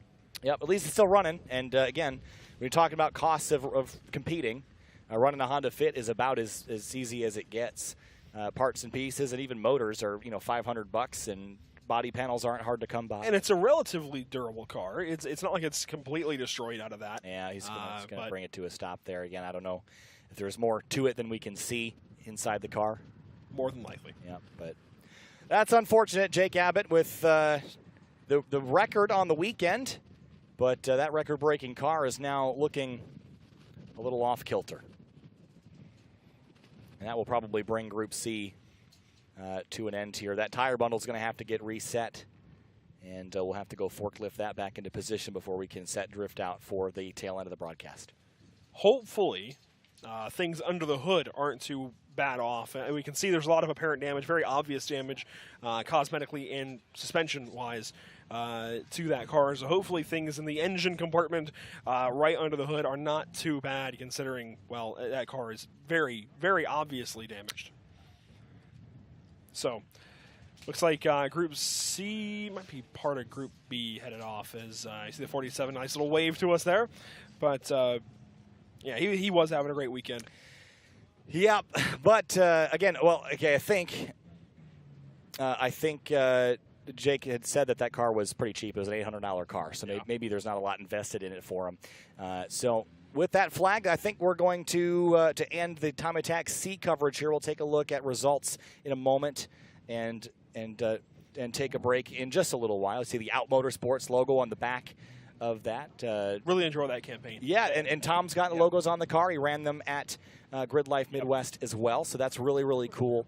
And again, promoting diversity in the paddock across everything. We're not talking just about cars. We're talking about the people and the human beings that are in command. And that's, again, and this is the single one place that I've seen the most of that in my adventures in motorsport. I know I don't have, the most experience, most time in motorsport, but this is definitely where I've seen the most of that, be it car, be it driver, team, and fan included. I've seen a very young crowd here, very enthusiastic crowd all around this race. Yeah, GridLife's mission statement is motorsports inclusion, and that goes beyond just the cars there. There's Pete Lindbergh with the Fields Auto Works Fit giving a fist bump. Group C coverage is complete, and we're going to take a short break. We'll be back with you with Drift in a few moments once the track gets cleaned up. We'll be right back.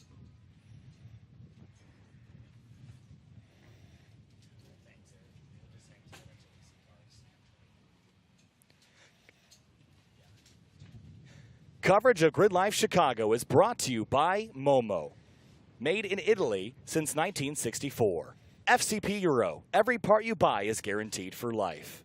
eBay Motors. Let's ride. And by Falcon Tires. The Falcon Azenas RT660 is the official tire of Club TR.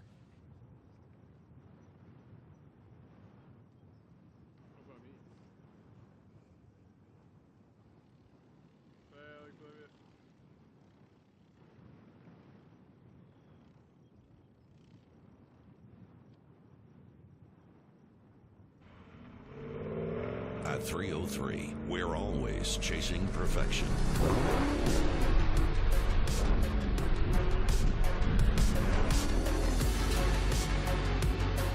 Protect your ride with graphene nanospray coating. Now, boost protection, shine, and slickness with Graphene Detailer. Level up your detailing game. Harness the power of graphene with 303. Ooh. Call Logano. Hey, Joey, you can save money if you fill up at Shell if you use Advanced Auto Parts Speed Perks. Dude, I'm way ahead of you. You saved at the pump? Yeah, I saved at the pump. The pump? The pump. He saved at the pump! Woo! Now you can save at the pump when you shop at Advanced Auto Parts. Learn more at advancedautoparts.com/gas rewards. Now, it's my turn.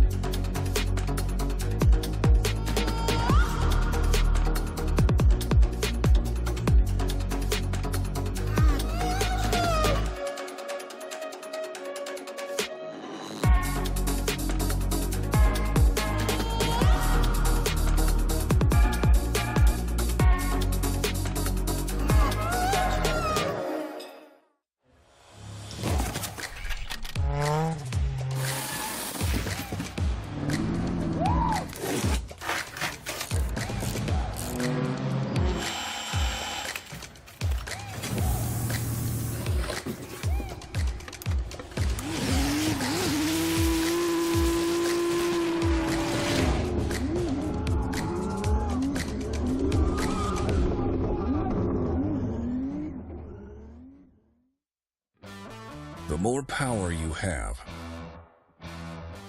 the more grip you have, the more you push the limits,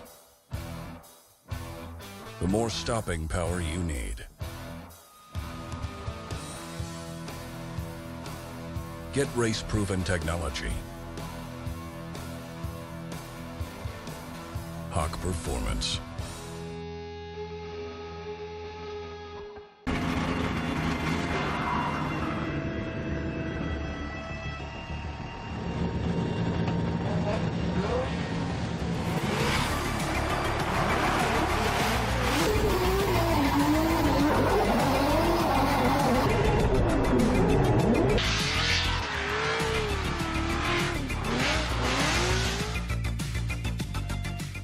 Hey, we still on this weekend for a little? You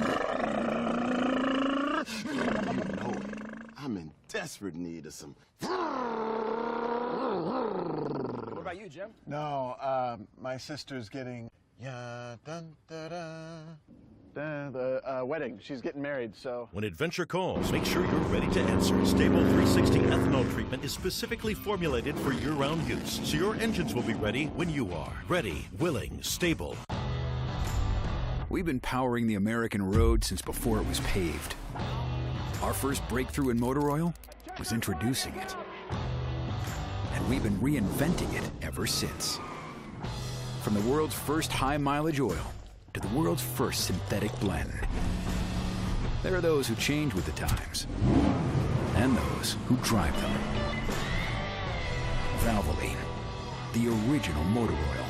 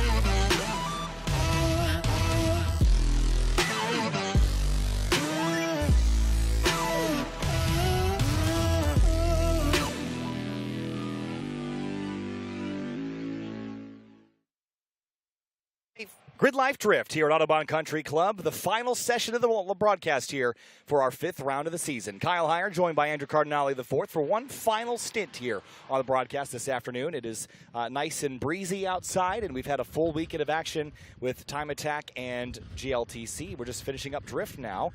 Richard Hickson on track going for some slides, some passengers getting a ride along as well, and getting the full experience of GRIDLIFE weekend. I'm just saying, if I make it back to another one of these events, especially a festival, one thing I want to do is get in the passenger seat of one of these drift cars. That I think is a bucket list item for me, and I very much envy Tom's mom this year, earlier today, going out there with Smedegaard driving. I'm sure that was a whale of a time. But these guys getting on track for their final drift session, not just the final drift session, but the final session of the weekend, the final on-track activity. Yep, and again, we've had such a fantastic weekend with Time Attack, GLTC, and now Drift. I'm not sure how many takers we'll have out here. I saw a couple of them. I saw Windbigler sizing up the Z3 to go out on track. I'd like to see the drone race cars. I noticed that they can probably keep up with the drifters. We've seen drones go through windows before. That was cool. And look at it. They're just showing off now. But some of we got the drone coverage here. We talk so much about the production value and how high it is and how great of a job these guys do. But our drones specifically and the builds that they have for the drones and the pilot, just absolutely crushing it this weekend and all the time, right? I mean, this is you don't look. There's drones on Formula One broadcast. There's drones on NASCAR broadcast. We do it better. Yeah. And by we, I mean the specialty field guys. They absolutely just obliterate the drone flying game from a cinematic standpoint and from here we go. A FPV standpoint. Here we go. We got a little train of cars getting set up here. I haven't seen this BMW yet this weekend. Not quite tandems. We've got a line of cars that are down to turn 1, and this looks like it's going to be an easy entry. Setting it sideways. Lots of angle. Richard Hickson can't quite get the tire spin to... Look at it, though. Not enough speed to carry through all of 1 and 2, but it certainly looked nice for turn 1 at least. And I can tell Zelensky's on track as I hear that big purple beast firing off into turn 1 as he went on by us. And oh my God, I love that. Angle and smoke and tucks it in a little tight for 2. I love that car. Clean transition back to the left for 3. Here comes Hickson. Hickson again. There's Windbigler up the road and the Gold Diggers 350. Is that the Gold Diggers 350Z or is that the other one? Oh, Hickson. Ooh, he's getting after it, isn't he? I appreciate the effort these guys go to. They literally chuck these cars around this track, and this is not a drifter's track by any means. No, the more power you have, the easier it is, and that little E30 doesn't have a lot of juice behind it. Looks like our drone is coming back to us here. And flying back under the tent as we head through to finish out the weekend here in Drift. GRIDLIFE live from Autobahn Country Club and waiting for the group to come back around again. You see the spectators lining the fence. And that's what I love about Drift so much is that it's such a great spectator experience for those that are trackside. It's a sensory overload, right? You've got the smoke, you've got the smell, you've got the speed of the cars. And one thing we do different in terms of the drift is we do full course drift, right? We like to give our other drivers context of like what these guys are doing is really impressive to drift a corner at the same speed you'd see a wheel-to-wheel car take it, but sideways and doing it in style. And that's what's different, right? We're not drifting in parking lots. We're not drifting in the center of an oval. We're doing this on the same course that we were racing GLTC on earlier, and we allow them to drift the full course. When we say full course drift, it's full course drift. Drift wherever you want and however long you want, and that's unique to GRIDLIFE. Yeah, you don't see that very often, if really. at all. So cool to see these guys rip around here and throw the cars as sideways as they can. We saw Pete Davidson for a little while there was, he was going for the entire course. He properly was going for full course drift, wasn't he? I mean, he was drifting more than just the first couple of corners. He was sending it through 3, 4, 5, 6, even into 7. So, he was... Whoop, here we go. He was getting it more than most. A couple groups coming back on. Looks like Windbigler's going to hit pit lane. Hickson will follow. Sorry. And again, I don't know who's driving this particular car. It's got to be on my entry list somewhere, I would hope. It's... Hashtag something. Smotra Chicago. This is Artyom Karabaneku. He just went off track a little bit off onto the curbing. Yeah, I can't pronounce his last name, but Artyom out of Bartlett, Illinois is who's driving that red car. Also, while we got a moment, I wanted to extend a shout out to another Art. This time, the one that painted that NC Miata we were talking about. Art was the guy. The Instagram account is at the Art of Climbing with underscores between the words, and he's the one that painted that NC MX-5. And here's the other BMW we've been watching. That is Ben Hogan's car, Relentless Drift, out of Commerce, Michigan. Not too far from home for this one. And again, I just love the over fenders. I've said it all weekend. It's just such a pretty car. That is a good looking car. And, this other car where I really like the yellow headlights. I think that really fits well, especially on red cars. Gives it almost that kind of GTD vibe as well. It looks so nice. And that matched with the wide body and matched with just the mean-looking, squared-off BMW that he's got underneath him. It's just a good-looking car. So Ben Hogan, Commerce, Michigan, Relentless Drift. That M3 looks nice. Yeah. And again, in the little low-flying shot here over the last corner of this racetrack. Again, something that's essentially flat out in a grip car. In a drift car, you're going to be sideways and flying. See the Armco wrapping around beautifully here. And again, not a lot of takers here in drift. Maybe coming down to get some fresh tires put on before they go back out. There's beautiful John Raymond. If I have a crush on anybody, it's that guy right there. And Matt DeRue standing beside him.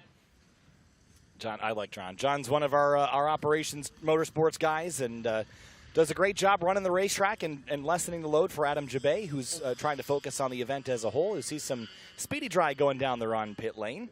Well, there's Jackie Ding finally. Haven't seen him all day. No, we have not. But we're wrapping up the weekend here, and here comes Hickson again into turn one. It's impressive how he can just chuck that car along. There's not much power in that BMW, but he does not care. He is sending it and gets a bit of smoke there as he heads through one, now through turn two, keeping that angle. Had to kind of stitch them together, connecting turn three. Beautiful stuff. Oh, man. And I think it helps he's got narrow tires on this thing. Yep. You don't really want grip. That's not the point. You want grip in different places. You just don't need a ton of it. There is the Z3 again. Justin Windbigler going for a slide. The Calico Z3. Back to the left. Nicely stitched. And he can get so much angle. And I wonder, and the drifters can help me out here, is a long wheelbase car or a short wheelbase car ideal? Well, whoops, not that. Not that one. Smoker Chicago going for a bit of a smoke show. Burning it down there. He meant to do it. He meant to do it. And just having some fun over there. Giving the fans a show. There's not a ton of grip in that car. Having trouble getting free and clear. I wonder what wheel size he's running. His wheels look small. They got big faces, but I think the wheel diameter is pretty small. And obviously you see how low the fenders are. Comes that 350Z back on by. I wonder if it's geared. It must be geared really, really low if he's able to get that much spin at such a low speed in such a controllable way. I think that is the same car from earlier, Kyle. They just pulled the hood off or put a new one on. It's a new hood. It's a black hood now. It was yellow earlier, I thought. I wonder if there's two 350. It might be the same one. Do we have two, three? No, we only have one. The fenders look the same. I think it's just the hood that's changed. Connor Zielinski also on track for Extreme Graphics out of Chicago, Illinois. That 350Z, by the way, would be out of Hamilton, Ohio. Christian Ermonic behind the wheel. Yeah, so there's that one, and then there's also the Gold Diggers drift car that's not on the list. So that's why I think there might be two. Might be onto something. There's our drone pilot. Yeah. Oh man, look at him. He's having fun. He's all wired up. And just finishing out the day. There's what we got flying around. And I think we might have gotten all of our drones back. I think we had the Mavic go down the other day on the back side of the track, but I think we got them all back. And we did lose one, unfortunately. That's a real shame. Oh, hand up the window. There's a drone in the swamp. We have one off in the swampy waters of Joliet, and there's one in the river from last year, I'm hearing as well. So, man, T-minus one more drone for the SFP guys. Ooh, Windbigler. He had a lot of angle coming in. Locks up. Oh, that ain't going to work. Get it stopped. Get it stopped. There you go. None of that was as any kind of ideal as he would have wanted. No, that went all wrong there for him, but that's part of it. He had a lot of angle on his entry the wrong way. Tried to get it pulled back over and locked up the front tires on entry. That's the wrong tire lock. Yeah, if you fail to get the car pointed before you get to the corner, you're going to have a hard time getting it that way unless you really chuck it. So it's one of those situations where all you can do is lock it down and hope you stop, because there's not much you can do when the tires are not steering. Yeah. So he gathered it back up. But this is going to conclude a full weekend of action here at Grid Life. And again, this is our second full stream of the year. We've got more coming next month from Mid-Ohio Sports Car Course, August 4th through 7th. Should you want to participate or spectate, tickets are still on sale.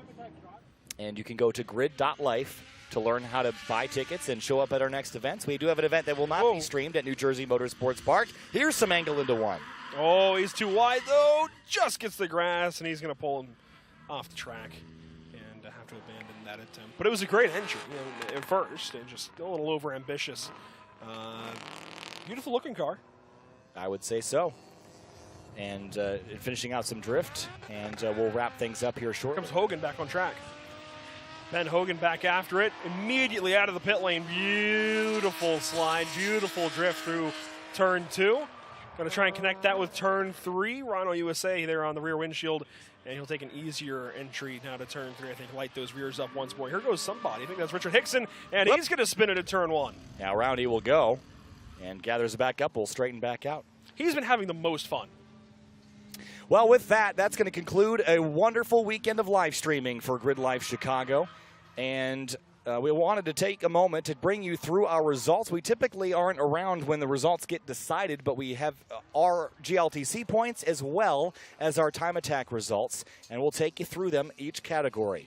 In time attack, your podium this weekend, Dana Basinski in the 109, Grant Davidson in the 74, Evan Weeder in the 531. That is your Falcon Club TR podium. Basinski with a 132.782, new track record this weekend. Davidson and Weeder right behind him. In the street category, Josh Halka, Stan Feingold, Luca Barberis are your podium finishers. Halka resetting a new record in his WRX. Steve Luca, Mike Kubayak, and Keenan Prusank, your street GT podium, a GT350 beating out a Corvette and Camaro in street GT. In street modified, Jackie Ding does it again for PhD Racing at 126.372, smashing the old street modified record in his 2020 GR Supra over Alex Moss and Jamie Santos on the podium. It is number 54 BMW. In Sunday Cup, we saw Jacob Abbott have that incident, but he is your winner this weekend in Falcon Sunday Cup, a 146.763, a new track record there. Anthony DeVelli for Hard Times right behind him, and Brad Smith is your podium finisher in Sunday Cup. In track modified, it's Jimmy Rauch, the 991 Porsche.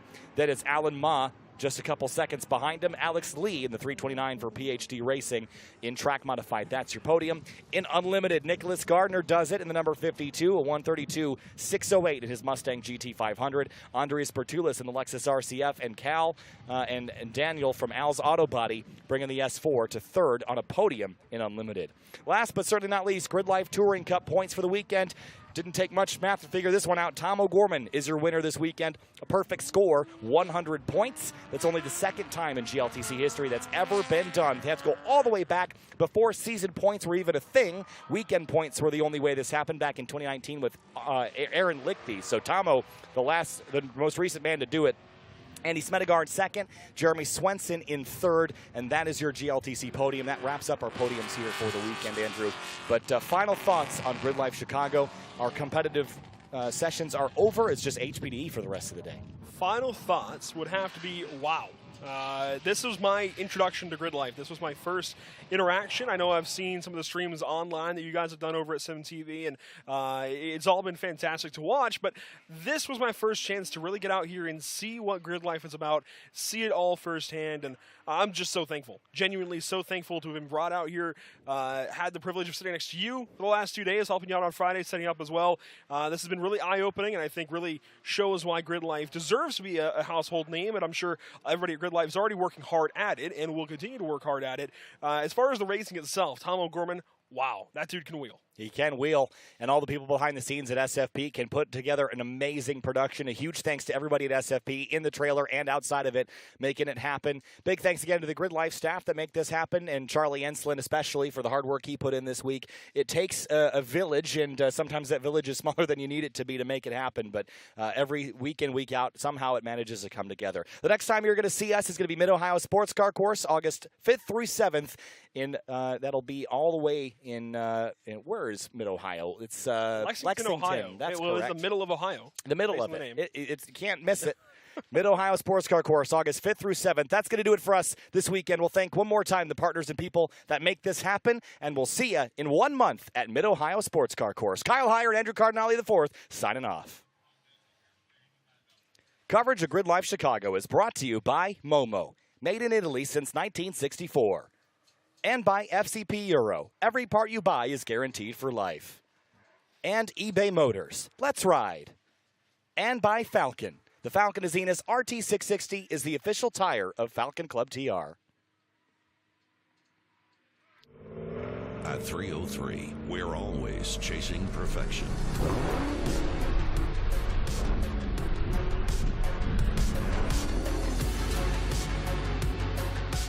Protect your ride with graphene nanospray coating. Now, boost protection, shine, and slickness with graphene detailer. Level up your detailing game. Harness the power of graphene with 303. Ooh. Call Logano. Hey, Joey, you can save money if you fill up at Shell if you use Advanced Auto Parts Speed Perks. Dude, I'm way ahead of you. You saved at the pump? Yeah, I saved at the pump. The pump? The pump. You saved at the pump! Woo! Now you can save at the pump when you shop at Advance Auto Parts. Learn more at advanceautoparts.com/gas rewards. Now, it's my turn.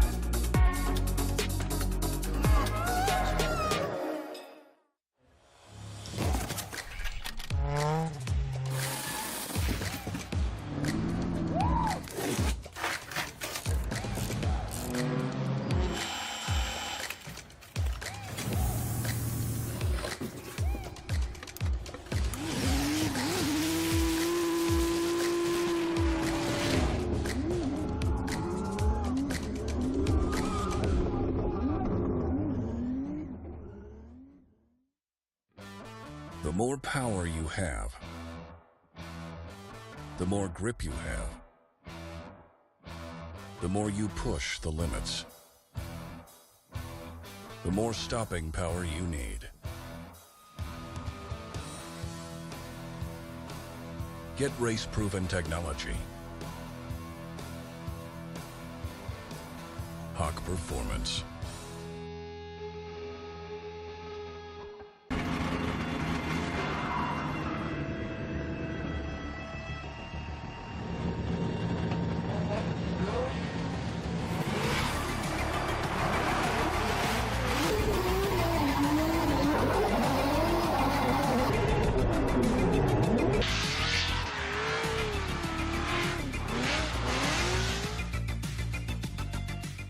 Hey, we still on this weekend for a little... You know it. I'm in desperate need of some... What about you, Jim? No, my sister's getting... Yeah, dun, da, da. The wedding. She's getting married, so... When adventure calls, make sure you're ready to answer. Stable 360 ethanol treatment is specifically formulated for year-round use, so your engines will be ready when you are. Ready, willing, stable. We've been powering the American road since before it was paved. Our first breakthrough in motor oil was introducing it. And we've been reinventing it ever since. From the world's first high-mileage oil to the world's first synthetic blend. There are those who change with the times, and those who drive them. Valvoline, the original motor oil.